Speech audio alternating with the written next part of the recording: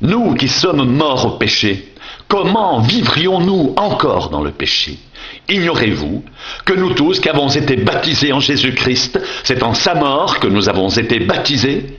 Nous avons donc été ensevelis avec lui par le baptême en sa mort, afin que comme Christ est ressuscité des morts par la gloire du Père, de même nous aussi, nous marchions en nouveauté de vie, en effet.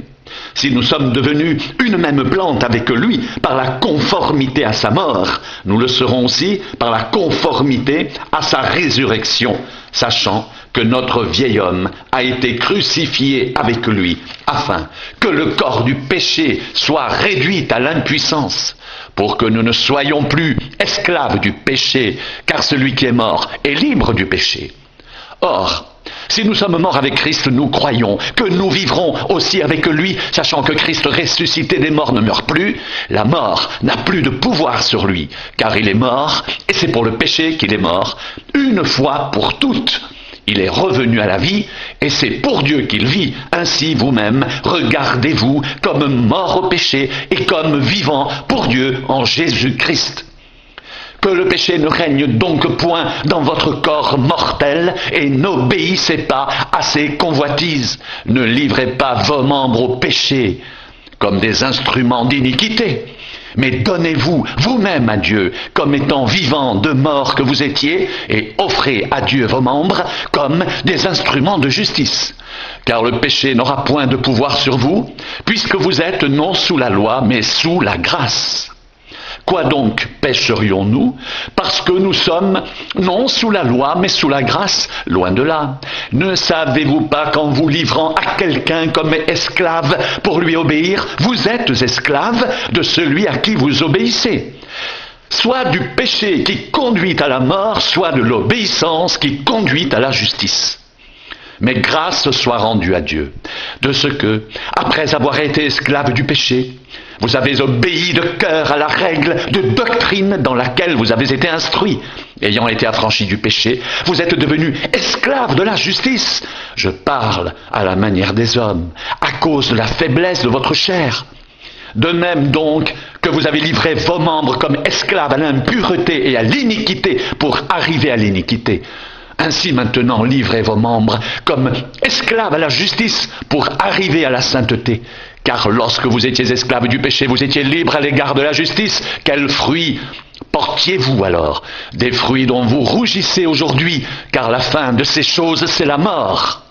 Mais maintenant, étant affranchis du péché et devenus esclaves de Dieu, vous avez pour fruit la sainteté et pour fin la vie éternelle. Car le salaire du péché, c'est la mort, mais le don gratuit de Dieu, c'est la vie éternelle en Jésus-Christ, notre Seigneur.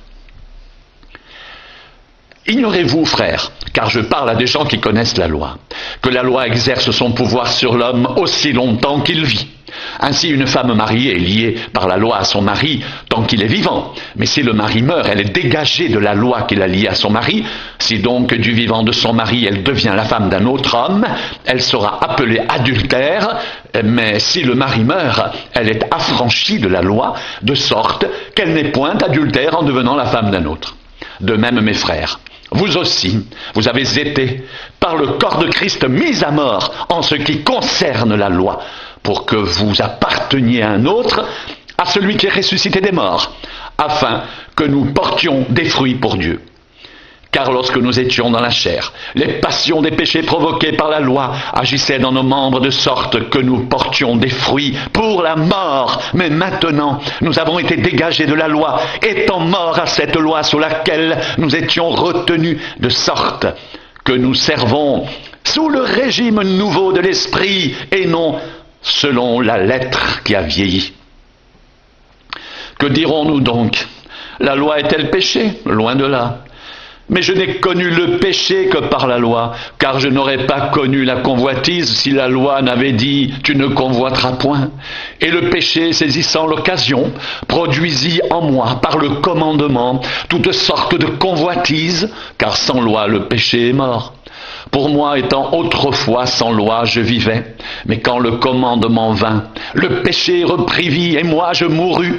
Ainsi le commandement qui conduit à la vie se trouva pour moi conduire à la mort.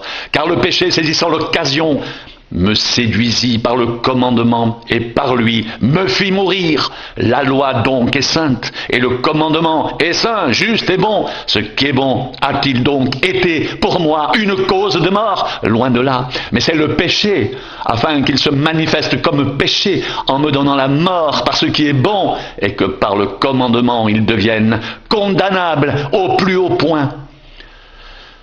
Nous savons en effet que la loi est spirituelle, mais moi je suis charnel, vendu au péché, car je ne sais pas ce que je fais. Je ne fais point ce que je veux, et je fais ce que je hais.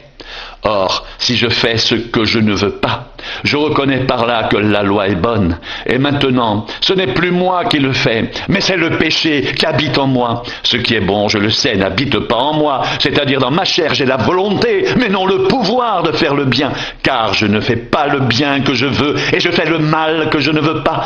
Et si je fais ce que je ne veux pas, ce n'est plus moi qui le fais, c'est le péché qui habite en moi. Je trouve donc en moi cette loi. Quand je veux faire le bien, le mal est attaché à moi, car je prends plaisir à la loi de Dieu, selon l'homme intérieur, mais je vois dans mes membres une autre loi qui lutte contre la loi de mon entendement et qui me rend captif de la loi du péché qui est dans mes membres, misérable que je suis, qui me délivrera de ce corps de mort. Grâce soit rendue à Dieu par Jésus-Christ notre Seigneur. Ainsi donc moi-même, je suis par l'entendement esclave de la loi de Dieu et je suis par la chair esclave de la loi du péché. Il n'y a donc maintenant aucune condamnation pour ceux qui sont en Jésus-Christ. En effet, la loi de l'esprit de vie en Jésus-Christ m'a affranchi de la loi du péché et de la mort, car chose impossible à la loi, parce que la chair la rendait sans force. Dieu a condamné le péché dans la chair en envoyant à cause du péché son propre Fils dans une chair semblable à celle du péché, et cela afin que la justice de la loi soit accomplie en nous qui marchons non selon la chair mais selon l'esprit. Car, en effet, ceux qui vivent selon la chair s'affectionnent aux choses de la chair, tandis que ceux qui vivent selon l'esprit s'affectionnent aux choses de l'esprit. Et l'affection de la chair, c'est la mort, tandis que l'affection de l'esprit, c'est la vie et la paix, car l'affection de la chair est inimitié contre Dieu, parce qu'elle ne se soumet pas à la loi de Dieu, et qu'elle ne le peut même pas. Or, ceux qui vivent selon la chair ne sauraient plaire à Dieu. Pour vous, vous ne vivez pas selon la chair, mais selon l'esprit, si du moins l'esprit de Dieu habite en vous. Si quelqu'un n'a pas l'esprit de Christ, il ne lui appartient pas. Et si Christ est en vous, le corps, il est vrai, est mort à cause du péché, mais l'esprit est vie à cause de la justice. Et si l'esprit de celui qui a ressuscité Jésus d'entre les morts habite en vous, celui qui a ressuscité Christ d'entre les morts rendra aussi la vie à vos corps mortels par son esprit qui habite en vous. Ainsi donc, frères, nous ne sommes point redevables à la chair pour vivre selon la chair. Si vous vivez selon la chair, vous mourrez. Mais si par l'esprit vous faites mourir les actions du corps, vous vivrez.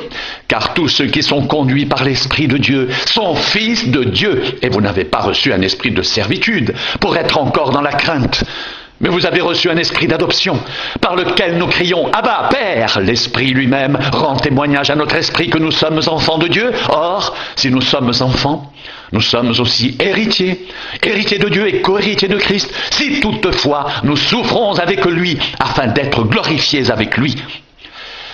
J'estime que les souffrances du temps présent ne sauraient être comparées à la gloire à venir qui sera révélée pour nous. Aussi la création attend-elle avec un ardent désir la révélation des fils de Dieu, car la création a été soumise à la vanité, non de son gré, mais à cause de celui qui l'y a soumise, avec l'espérance qu'elle aussi sera affranchie de la servitude, de la corruption, pour avoir part à la liberté de la gloire des enfants de Dieu. Or, nous savons que jusqu'à ce jour, la création tout entière soupire et souffre les douleurs de l'enfantement. Et ce n'est pas elle seulement, mais nous aussi, qu'avons les prémices de l'esprit. Nous soupirons en nous-mêmes en attendant l'adoption, la rédemption de notre corps. Car c'est en espérance que nous sommes sauvés. Or l'espérance qu'on voit n'est plus espérance. Ce qu'on voit, peut-on l'espérer encore? Mais si nous espérons ce que nous ne voyons pas, nous l'attendons avec persévérance. De même aussi l'Esprit nous aide dans notre faiblesse, car nous ne savons pas ce qu'il convient de demander dans nos prières, mais l'Esprit lui-même intercède par des soupirs inexprimables, et celui qui sonde les cœurs connaît la pensée de l'Esprit, parce que c'est selon Dieu qu'il intercède en faveur des saints. Nous savons du reste que toute chose concourt au bien de ceux qui aiment Dieu, de ceux qui sont appelés selon son dessein. Car ceux qu'il a connus d'avance, il les a aussi prédestinés à être semblables à l'image de son Fils, afin que son Fils soit le premier-né de beaucoup de frères. Et ceux qu'il a prédestinés, il les a aussi appelés, et ceux qu'il a appelés, il les a aussi justifiés, et ceux qu'il a justifiés, il les a aussi glorifiés. Que dirons-nous donc à l'égard de ces choses? Si Dieu est pour nous, qui sera contre nous? Lui qui n'a point épargné son propre Fils, mais qui l'a livré pour nous tous, comment ne nous donnera-t-il pas aussi toutes choses avec lui? Qui accusera les élus de Dieu? C'est Dieu qui justifie. Qui les condamnera? Christ est mort, bien plus, il est ressuscité, il est à la droite de Dieu, et il intercède pour nous. Qui nous séparera de l'amour de Christ? Sera-ce la tribulation, ou l'angoisse, ou la persécution, ou la faim, ou la nudité, ou le péril, ou l'épée? Selon qu'il est écrit, c'est à cause de toi qu'on nous met à mort tout le jour, qu'on nous regarde comme des brebis destinées à la boucherie. Mais dans toutes ces choses, nous sommes plus que vainqueurs par celui qui nous a aimés. Car j'ai l'assurance que ni la mort, ni la vie, ni les anges, ni les dominations, ni les choses présentes, ni les choses à venir, ni les puissances, ni la hauteur, ni la profondeur, ni aucune autre créature ne pourra nous séparer de l'amour de Dieu manifesté en Jésus-Christ notre Seigneur.